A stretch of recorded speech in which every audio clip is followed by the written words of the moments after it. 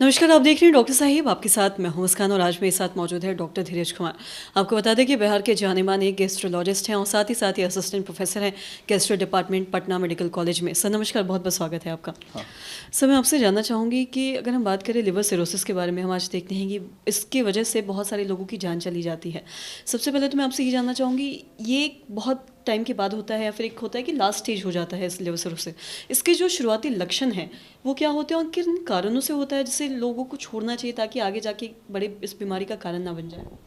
ये सिरोसिस को हम लोग in the stage of liver disease बोलते हैं। एक्चुअली ये सिरोसिस का मतलब ये होता है कि ये रिवर्ट नहीं कर पाएगा, तो उसको पहले जो डिफाइन किया गया था, लेकिन अभी हम लोग रिवर्सल भी देख पाते हैं बहुत बार। तो ये सिरोसिस होता क्यों है? बहुत सारे कारण हैं जो लीवर को सिरोसिस कराते हैं। जो इंडिया में जो कॉमन कारण है मैं उसकी बात करूँगा, हेपेटाइटिस बी। बहुत लोग को पता नहीं होता है कि मुझे हेपेटाइटिस बी है और सीधे लैंड अप करते हैं सिरोसिस में, तब उनको पता चलता है कि हेपेटाइटिस बी के कारण ही ये हो रहा था। Hepatitis C. तीसरा आता है अल्कोहल। चौथा आता है आपकी कुछ रेयर डिजीज जैसे ऑटोइम्यून हेपेटाइटिस। रेयर तो नहीं है, ये कॉमन मिलता है, विल्सन डिजीज। ये सारे कारण जो हैं ये कॉमन आपको सिरोसिस कराते हैं। उसके अलावा बहुत बार chronic abuse of some medication जिसके बारे में आपको पता नहीं था, बहुत दिन से ले रहे थे। बहुत बार गठिया के कुछ इलाज जैसे मिथोट्रिजेट हो गया, इसका भी बहुत लंबे समय से सेवन करने पे भी सिरोसिस ऑफ लीवर हो सकता है। तो ये सारे कारण हैं जो सिरोसिस कराते हैं। कुछ इसमें रेयर हैं, हीमोक्रोमेटोसिस, कुछ जेनेटिक कारण हैं जो फैमिलियल डिजीज है, फैमिली से रन करते हुए बच्चे में आ जाता है, उसमें भी सिरोसिस होता है। अब आता है कि सिरोसिस के लक्षण क्या हैं, जो उन्होंने बताया कि कब हम जानेंगे कि हमको सिरोसिस होना शुरू हो गया है। तो अनफॉर्चुनेटली कोई बहुत बड़ा लक्षण इसमें नहीं होता है जब तक कि सिरोसिस डिकम्पनसेट नहीं कर जाए। तो क्या है भाई ये डिकम्पनसेशन? आपका लीवर खराब हो रहा है तो आपको पहला लक्षण जो मिलता है, वार्निंग साइन जो मिलती है, आपको थकावट बहुत लगने लगती है, जिसको हम लोग इग्नोर कर देते हैं, जो नहीं करना चाहिए। आपको जो बहुत अधिक थकावट लग रही है तो आपको लीवर के डॉक्टर से या पेट के डॉक्टर से, फिजिशियन से मिलना चाहिए।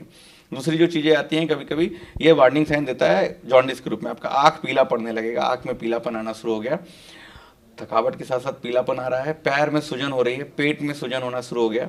ये सारे जो लक्षण हैं ये लीवर डिजीज के ही लक्षण हैं, एसाइटिस, लिम्फेडिमा, जॉन्डिस। तो इन सब चीज़ों में भी तुरंत आपको अपने डॉक्टर से मिलना है कि ये लीवर की बीमारी तो नहीं हो रखी है।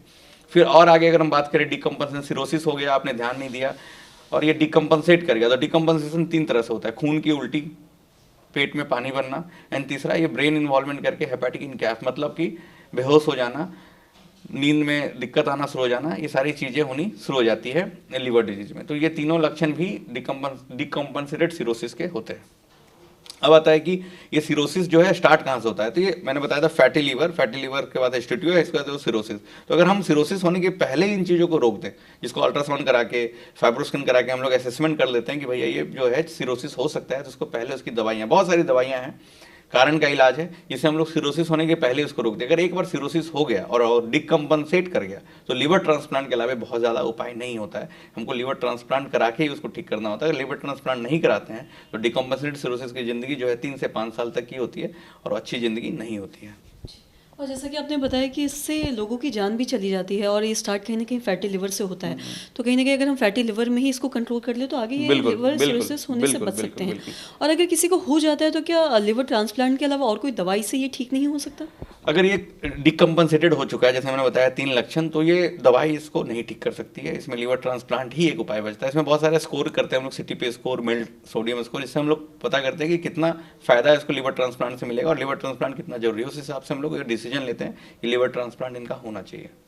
सर बहुत बहुत शुक्रिया तमाम जानकारी देने के लिए। तो आशा करते हैं दर्शकों कि आप भी समझ पाए होंगे कि लिवर सिरोसिस क्या है, साथ ही साथ इसके सिम्टम्स क्या कुछ है और क्या करने से बचना है ताकि आगे जाके ये लिवर सिरोसिस ना बन पाए। अगर फैटी लिवर ही होता है, अगर आप तब भी चीज़ों का ख्याल रख लेते हैं, कुछ चीज़ों को इग्नोर करते हैं, तो आप आगे जाके बच सकते हो और उससे आपकी जान भी बच सकती है।